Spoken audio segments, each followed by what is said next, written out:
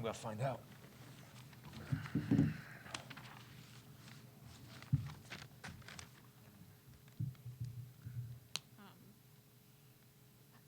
At this point, I mean, is it fair to say Jameer is fully comfortable in this league? And, I mean, how encouraging is it just to see how he's been able to attack?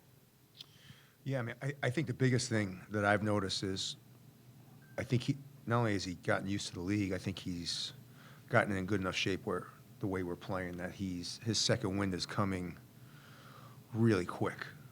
He doesn't need, like, I don't even think he needs to come out at times. So I think he's gotten in great shape. I think he's gotten comfortable with the size, the length. I think he's gotten much more comfortable with the offense. But I think more than anything, yes, he's gotten much more comfortable with the physicality and the length of the league.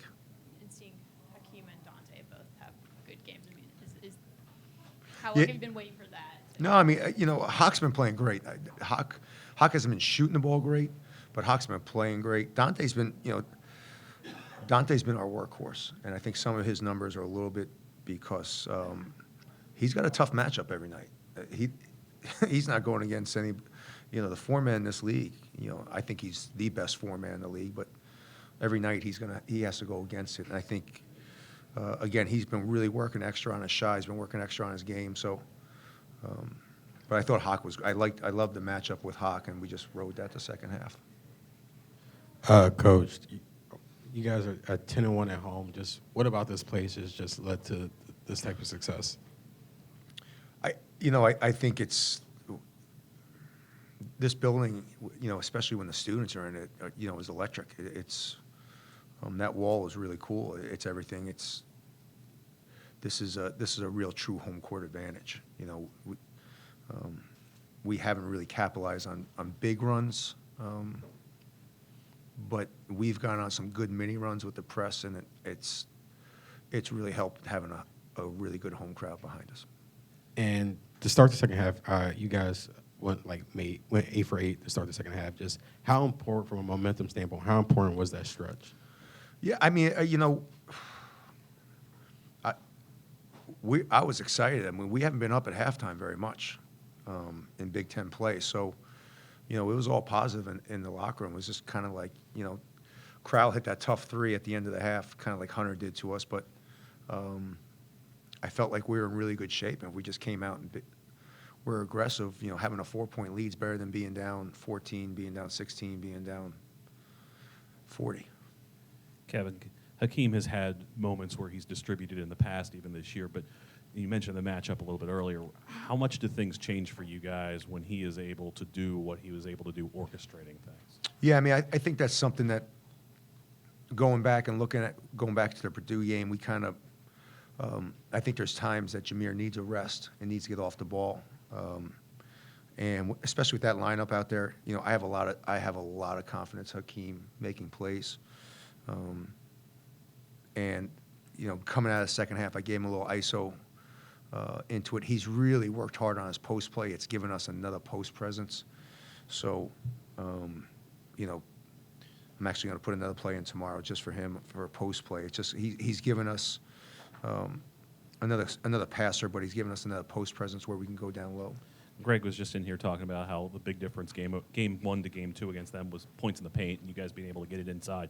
I know Julian's development has something to do with that, but just how much of a priority has that been here last few games, maybe tilting a little bit more interior, setting up exterior? Yeah, I mean, that's, this league, you gotta post up. And, Ju's more of a power forward. But I think you need to put Juju in the conversation of being one of the best 5 men in this league right now, considering what he did over the last 3 games against 3 of the best big guys in the country. I think these guys it's more or less these guys figuring out that, every once in a while you just got to grind it out and throw the ball into the post. Like I said, that's part of a 1, 2, 3, 4 guys out there have really never played in the league, never been big. And I think they're just kind of understanding every once in a while it's okay that even though we're pushing and our tempo's pretty good, it's just not a bad thing to get that ball down by the basket and make teams have to defend you down low. So, and we've been doing it. Dante's been great all year. but now Hawk, and obviously we do it with Jameer quite a bit. So just trying to get these guys to understand that it's okay not to shoot a three. It's okay to go down low every once in a while. Kevin, you talked yesterday about Wisconsin's impressive ability to play each game at their own pace. How did you guys manage to play this one at your pace? Was it the press? Yeah, I mean, I think, it's the one thing this team hasn't figured out yet. Pressing isn't always, everyone thinks about pressing and that you're going to get turnovers and you're going to get, it's always going to lead to something great, but pressing it's like a long-term game. They got off to a quick start. They beat our press a couple times, got some open threes, but really that kind of worked in our favor because it wasn't their tempo. And so it was, and they had to play Monday, so it was kind of like, all right, they're going to come out, they're going to have those game legs, but pressing is you got to have the stomach for it and to stay in it, and you got to know you're going to give up some buckets, you're going to give up a dunk, you're going to give up a three, but it especially like a team against like Wisconsin, it doesn't let them run their offense. Like we didn't have to play post defense the whole second half. So as long as we score, it's been good. It's just again we've struggled on the road when we haven't scored. Hey, Kevin, this is your guys' the team's biggest margin of victory in a Big Ten game in 2 years. Would you say this is the most complete performance you've seen from this team in conference play this year? I've only been here for 9 games of that, so I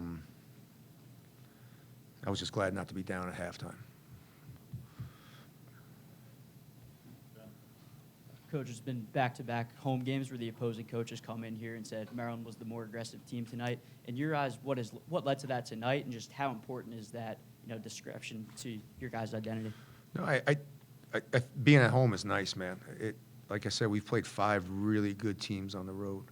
Purdue's obviously number 1 in the country. Rutgers, I think, is probably the second or third best team in this conference, if not the best defensive team right now. Obviously, at Wisconsin's a really hard place to play.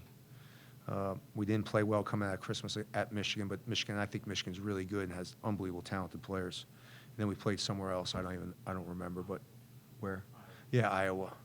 Who I think is really good at home. So to now be able to, especially when you play, we've already played Michigan twice and Wisconsin twice.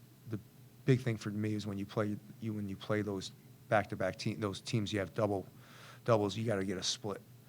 Like, go on the road, if you lose and you come home, you really got to get a split. That makes up for a lot. And I don't think, Wisconsin didn't see our pressure the way they saw it at home. Obviously, Michigan didn't see it because I don't think we scored the whole first half. So it was important for us to kind of, again, we scored early. We were able to get into the press. We were able to kind of do what we want to do. On the road, we just haven't been able to do that. And it's hard to do it. It's hard to do it in this conference on the road. I'm learning that. Coach, with how this offense has evolved, is this team better built now to face a team like Wisconsin, or is that more about having a better ability to execute that philosophy now? No, I mean, I think again, I could be wrong.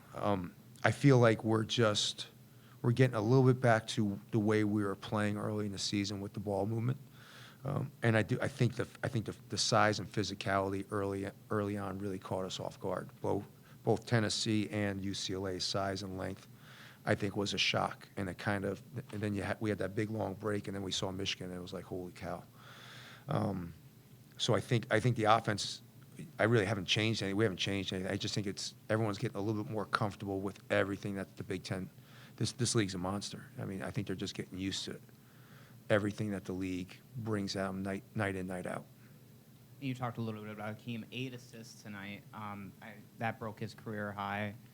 How effective was he spreading the ball around tonight?